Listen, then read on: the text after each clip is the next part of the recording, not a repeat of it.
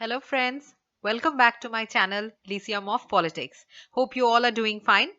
Today I will discuss with you another important concept of administration, good governance. Now, though over the centuries there are several academicians who have been discussing these ideas, and sometimes it is said that it is quite difficult to define the term good governance in a single sentence. So let's not waste any more time and try to find out how we can define good governance today. Okay, so let's start our journey. Now, look, different institutions have defined the concept of governance in their own ways. Let's look at the definition of governance provided by the World Bank. Now, the World Bank says that governance is the tradition and institution by which authority in a country is exercised for common good. Okay. Similarly, the Asian Development Bank says that governance is the manner in which power is exercised in the management of a country's social and economic resources for development. Governance means the way those with power use that power for the individuals. So, these definitions hint to a common point that governance refers to the manner by which power is exercised by the government and which leads to the development of the country. So this basically hints at improvement of the quality of life of the citizens and also focuses on very effective organization. So good governance, my friends, is a term which is very close to the concept of development administration. Okay. Basically, good governance hints at a participatory system of government. Those who are called upon to govern us on behalf of the people, or rather on behalf of us, should be motivated with a willpower to serve the people at its best and thus make their life easy, satisfying, and almost devoid of problems related to administration. This is what is the basic idea of good governance. Okay. See, my dear friends, now the World Bank has identified a number of determinants for good governance. Okay, these can be interpreted in the following manner. The first one can be political accountability. What is that? That is, the political system should always remain accountable to people and that they should legitimize the exercise of their political power. Okay. Then governance should not be an exclusive affair of the political party in power, but proper freedom to different groups and institutions, be it professional groups or socio-cultural groups, in the process of governance should be allowed without any hindrance in the society. This is also a part of good governance. Then, good governance also calls for establishment of the rule of law and independence of judiciary. What is that? Where law should be equal for all and judicial system shall not be influenced by any external authority. Fine. Transparency and openness in the administration will lead to control of corruption and thus better services will be provided to the people of the society. See, freedom of information and ideas includes free flow of information that are needed for formulating various policies which are people oriented in the society. Apart from all these, you know that a proper and effective governance sustains only when the political system cooperates with the other social organizations, right? And that the activities of the political system should meet the expectations of the society for the betterment of the society. Okay. An effective administrative system characterized by bureaucratic accountability and efficiency is very, very important for good governance.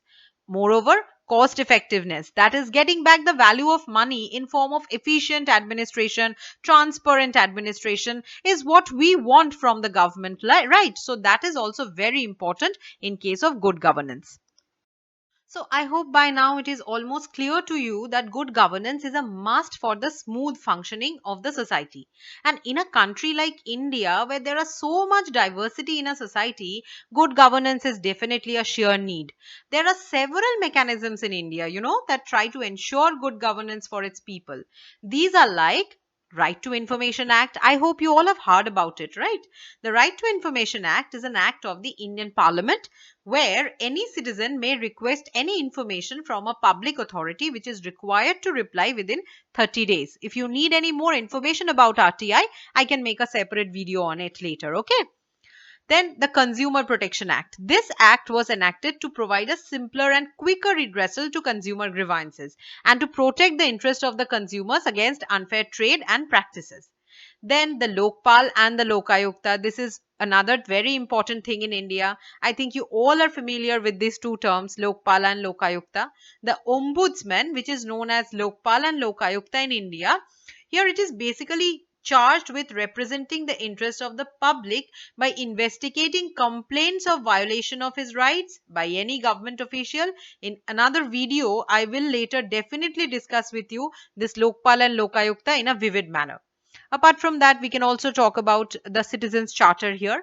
This basic idea behind the Citizens Charter was that to improve the quality of public services, which is also essential for ensuring good governance. So the Indian government is also trying very hard to give good governance, or rather to provide good governance to its people. Okay.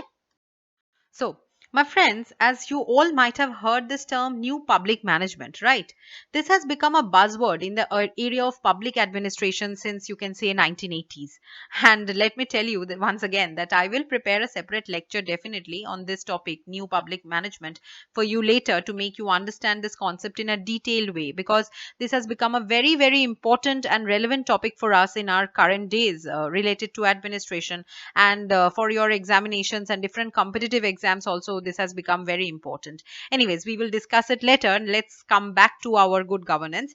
So new public management actually helps a lot in operationalizing the concept of good governance. Okay, so good governance cannot be studied without referring to NPM or new public management. That is what I wanted to say. So, new public management demands an effective and efficient administration, and which calls for upgrading the technology and also the different techniques of administration. You understand? Increase of capacity building of the different public institutions and empowerment of citizens, that is making administration more citizen oriented, and that delegation of power up to the grassroots level is also very important in respect of NPM. Formation of citizens charter and regular updation of it depending on the feedback of the citizens is also important here. So a very close monitoring of the grievances of the citizens and redressal of those at the most efficient way is what is demanded in good governance. So contracting out to efficient private organizations, public private partnership and debureaucratization is also very, very important in respect of good governance. So friends, this was good governance in very short and simple way for you. If you find the video interesting, please press the like button and subscribe to our channel. Very soon I will come back to you with many more interesting topics. Till then, never stop learning, keep on exploring. Bye bye, and please take care of your health. Bye bye, see you.